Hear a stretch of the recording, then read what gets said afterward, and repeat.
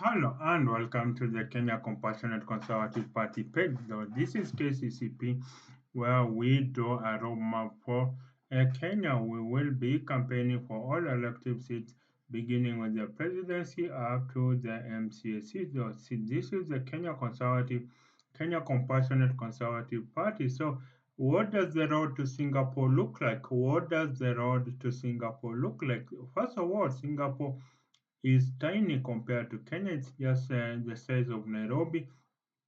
And then, of course, that's not to take anything away from that dream. But of course, maybe the country we would like to compare ourselves is South Korea, which has nearly 40, 50 million people, the same as Kenya. So, what does the road to Singapore look like?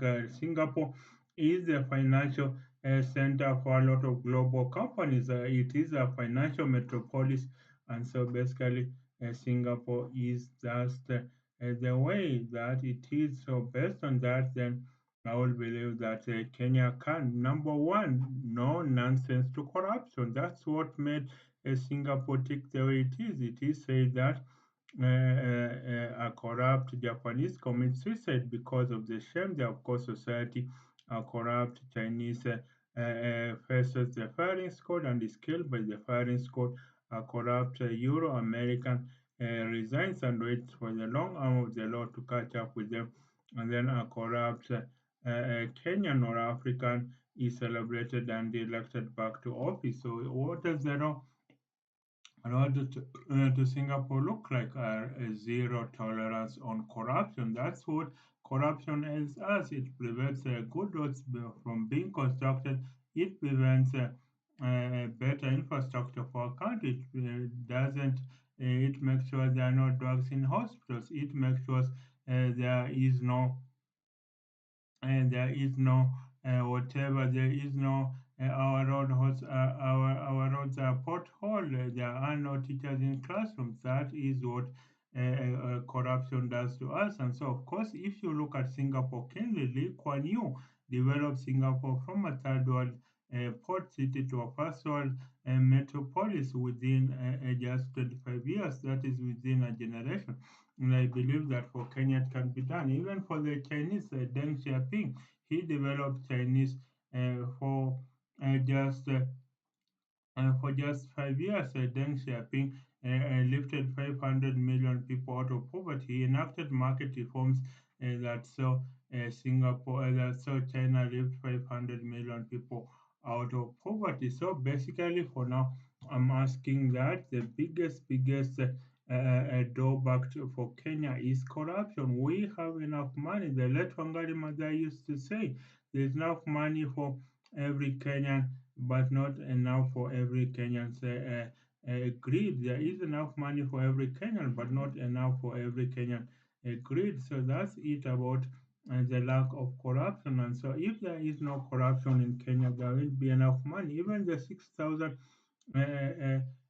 cash transfer that Raila Odinga had wanted for every Kenyan, it could have happened. And I just think that that is the way to go. So we will be fielding presidential candidates, basically presidential candidates. We will be fielding presidential candidates, governor, deputy president, governor, senator, MP, MCA, and of course women rep position. All of them, we will be filling up those positions. And so I think for the Kenya Compassionate Conservative Party, that is about bringing Singapore number one. Then number two, first class education. Let's have a first class education. That's the way we will be able to make sure this dream of becoming Singapore becomes a reality. And I think if it becomes a reality, then that's the way we will be able to push Kenya towards the edge, to the absolute bleeding edge. And that's why we want 5 million shillings as research funds for our professor in universities. That is how we want 5 million shillings research funds for our professors in universities.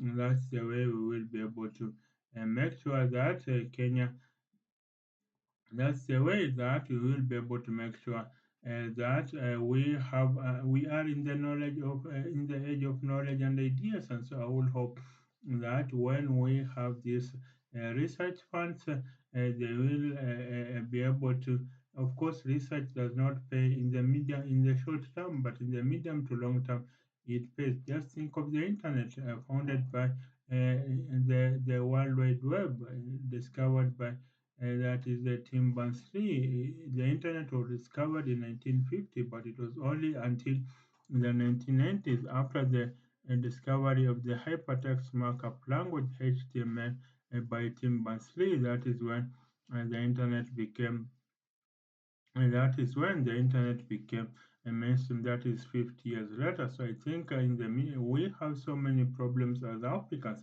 and I think it can go a long way. Research can go a long way to solve our deepest challenges. So that's it for now. That's the Kenya Compassionate Conservative Party (KCCP). So bye for now. Till the next time. Bye for now.